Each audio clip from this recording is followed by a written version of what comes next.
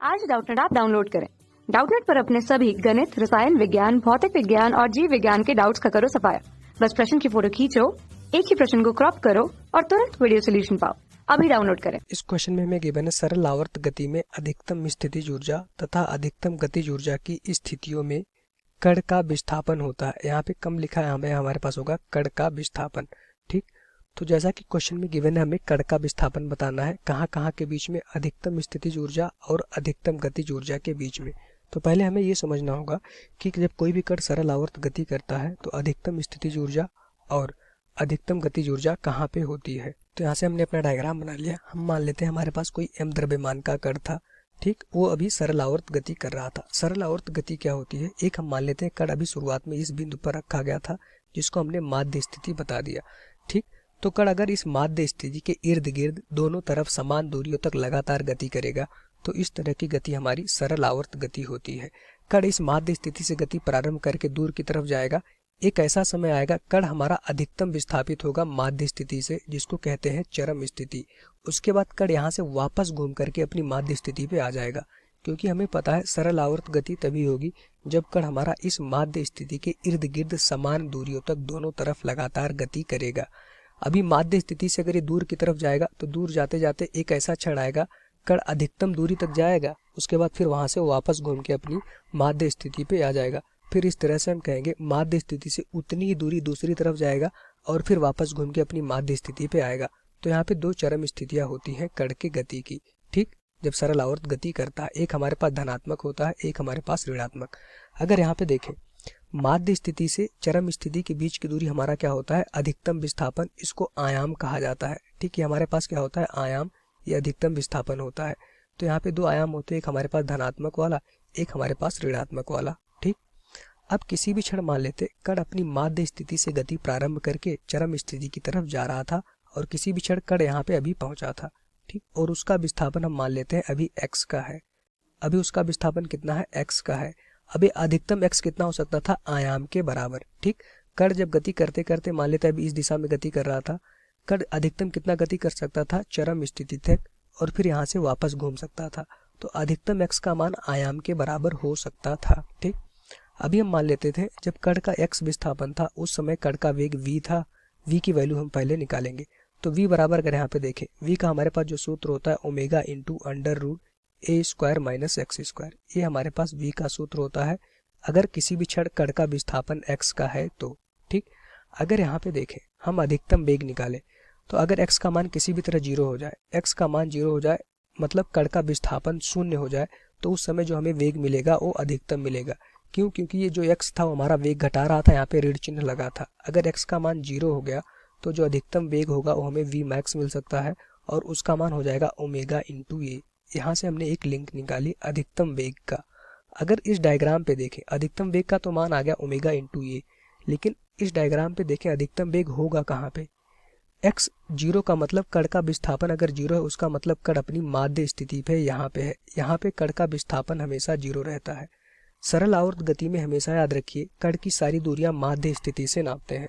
अगर कण का विस्थापन 0 है इसका मतलब कण अभी अपनी माध्य स्थिति पे है और यहाँ पे कण का जो वेग होगा वो अधिकतम होगा v मैक्स, और उसका मान कितना हो जाएगा? ओमेगा इंटू ए के बराबर। ठीक, इतनी बातें हमें पता चल गई।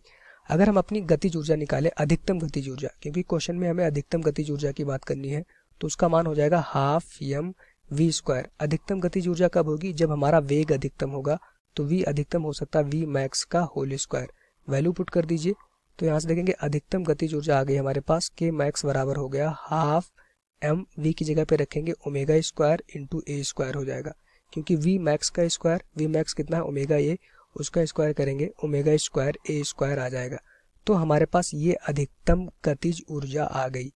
हमें क्या बताना था? विस्थापन बताना था किसके बीच में? अधिकतम गतिज ऊर्जा और अधिकतम स्थितिज ऊर्जा के बीच में। अधिकतम गतिज ऊर्जा हमने निकाल लिया, उसका मान तो हमने निकाल लिया, क्योंकि इस क्वेश्चन में हमें मान की जरूरत नहीं है अधिकतम गतिज ऊर्जा के। हमने ये बताना था अधिकतम गतिज ऊर्जा कहाँ पे होगी। अधिकतम गतिज ऊर्जा जब कण अपनी माध्य स्थिति पे होगा, मतलब जहाँ पे कण का विस्थापन 0 होगा।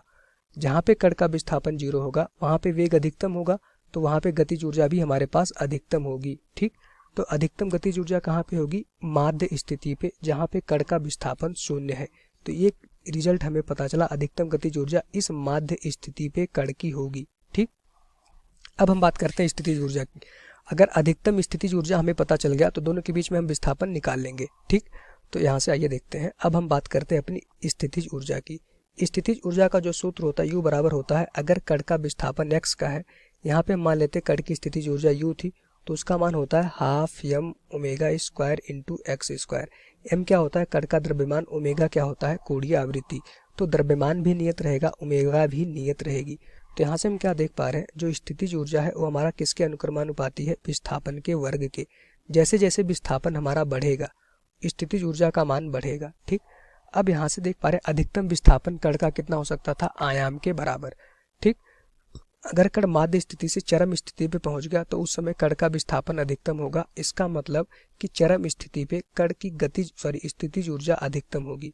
उसका अगर मान निकाले तो U बराबर U मैक्स अधिकतम स्थितिज ऊर्जा, उसका मान हो जाएगा हमारे पास हाफ m ओमेगा स्क्वायर।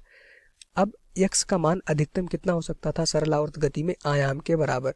तो अधिकतम गतिज ऊर्जा कब हो जाएगी, जब विस्थापन अधिकतम होगा। यहाँ से हम क्या देख पा रहे हैं, जैसे विस्थापन बढ़ेगा स्थितिज ऊर्जा हमारी बढ़ेगी। अधिकतम विस्थापन कितना हो सकता था, आयाम के बराबर। तो अधिकतम स्थितिज ऊर्जा हमारे पास इतनी आ गई, half m omega square a square. ठीक, लेकिन हमें ये नहीं बताना था कि अधिकतम गतिज ऊर्जा कितनी होगी, स्थितिज ऊर्जा। हमें ये बताना था कि अधिकतम स्थितिज ऊर्जा और अधिकतम गतिज ऊर्जा की स्थितियों में कण का विस्थापन। तो एक चीज तो हमने पहले ही निकाल लिया, अधिकतम स्थितिज ऊर्जा कण की कहाँ पे होगी, चरम स्थिति पे। तो यहाँ पे कण की स्थितिज ऊर्जा अधिकतम होगी। तो दो चरम स्थितियां होती हैं, तो कण की स्थितिज ऊर्जा यहाँ पे हमारे पास अधिकतम होगी। ठीक, अब यहाँ से अगर देखें कण की स्थितिज ऊर्जा भी हमें पता चल गई कहाँ पे अधिकतम होगी, और हमें यह भी पता चल गया कि गतिज ऊर्जा कहाँ पे अधिकतम होगी। गतिज ऊर्जा कहाँ पे अधिकतम होती है, माध्य स्थिति पे। इसका मतलब कि कण माध्य स्थिति से चरम स्थिति के बीच में हमें विस्थापन बताना था। क्यों, क्योंकि चरम स्थिति पे जो हमारे पास स्थितिज ऊर्जा होती है वो अधिकतम होती है, माध्य स्थिति पे गतिज ऊर्जा अधिकतम होती है। हमें यही तो बताना था, अधिकतम स्थितिज ऊर्जा तथा अधिकतम गतिज ऊर्जा के बीच में विस्थापन। तो इन दोनों स्थितियों के बीच में अधिकतम विस्थापन कितना हो सकता था, प्लस माइनस a। अगर यहाँ पे देखें, इन सबको हटाएं तो चरम स्थिति और माध्य स्थिति के बीच की दूरी हमारी होती है आयाम के बराबर। कण अभी कहाँ पे था, माध्य स्थिति पे। ठीक, क्योंकि यहाँ पे उसकी गतिज ऊर्जा अधिकतम होगी, और जब चरम स्थिति पे पहुंच जाएगा तो वहां पे उसकी अधिकतम स्थितिज ऊर्जा होगी। तो दोनों के बीच में जो विस्थापन होगा वो आयाम के बराबर होगा। तो एक बार धनात्मक वाला आयाम होगा, ये हमारे पास ऋणात्मक वाला। तो अधिकतम विस्थापन अगर देखें तो हमारे पास जो विस्थापन आ जाएगा किसके बीच में, अधिकतम गतिज ऊर्जा और अधिकतम स्थितिज ऊर्जा के बीच में, उसका मान हो जाएगा प्लस माइनस a। ठीक, ये हमारा इस क्वेश्चन का आंसर हो जाएगा। अब यहाँ पे अगर देखें, ये हमने कैपिटल ए ले लिया है आयाम। क्वेश्चन में अगर ऑप्शन देखें तो स्मॉल ए लिया है, तो उससे कोई दिक्कत नहीं होगी, आप कैपिटल ए की जगह पे स्मॉल ए रख देंगे। लेकिन जो हमारा आंसर हो जाएगा वो हमारा बी पार्ट हो जाएगा। जो अधिकतम विस्थापन होगा वो हमारा माध्य स्थिति और चरम स्थिति के बीच में ही होगा, क्योंकि अधिकतम गतिज ऊर्जा माध्य स्थिति पे होगी और अधिकतम स्थितिज ऊर्जा चरम स्थिति पे होगी। तो दोनों के बीच में दूरी कितनी होगी, वो हमारा आयाम के बराबर होगा। तो ये हमारा आंसर हो जाएगा। हमें विस्थापन पूछा गया था दोनों स्थितियों के बीच में, तो उसका मान कितना हो जाएगा, प्लस माइनस a के बराबर। प्लस क्यों, क्योंकि ये डिस्टेंस एक बार प्लस अक्ष में जाता है, एक बार हमारे पास ऋण में आता है, तो प्लस माइनस a हो जाएगा। ठीक, a क्या होता है, आयाम। ये हमारा इस क्वेश्चन का आंसर हो जाएगा। कक्षा 6वीं से 12वीं से लेकर नीट, IIT, JEE वो एडवांस के लेवल तक 1 करोड़ से ज्यादा छात्रों का भरोसा। आज ही डाउनलोड करें डाउटनेट ऐप या व्हाट्सएप करें अपने सारे डाउट्स 8400 400 400 पर।